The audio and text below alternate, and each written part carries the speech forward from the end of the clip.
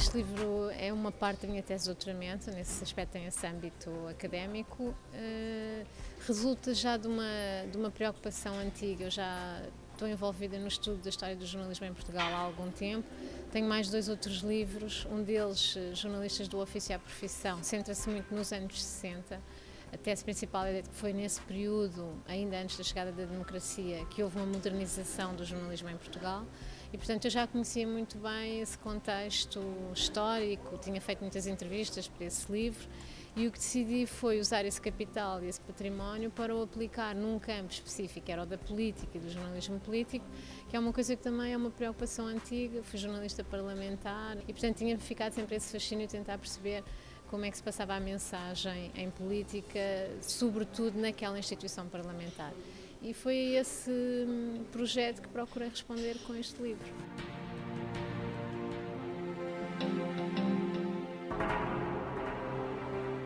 A ideia foi traçar uma moldura histórica lata para justamente compreendermos a evolução e as diacronias, em vez de concentrar muito num período, embora haja uma atenção particular que é concedida aqui ao período marcelista, portanto entre 1968 e 74. E justamente eu falo do século XIX ainda, da monarquia constitucional, depois da Primeira República, como um período apoteótico da política. Por isso o subtítulo do livro é Apogeu, Morte e Ressurreição da Política nos Jornais.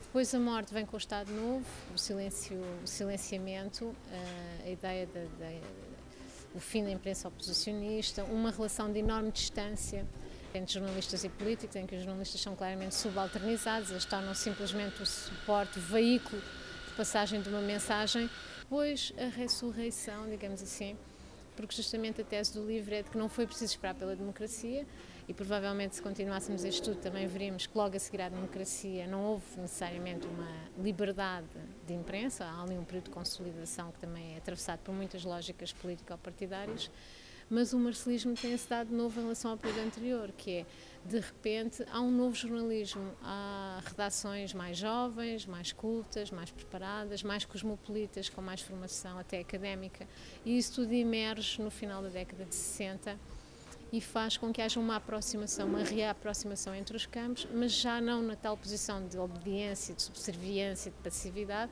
mas na posição que é a posição, enfim, mais próxima daquilo que é o ideal jornalístico, que é o receber uma mensagem, o ser capaz de a filtrar, de a confrontar e de a verificar antes de a passar ao público.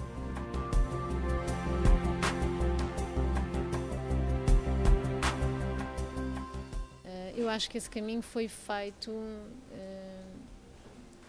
bem feito a seguir.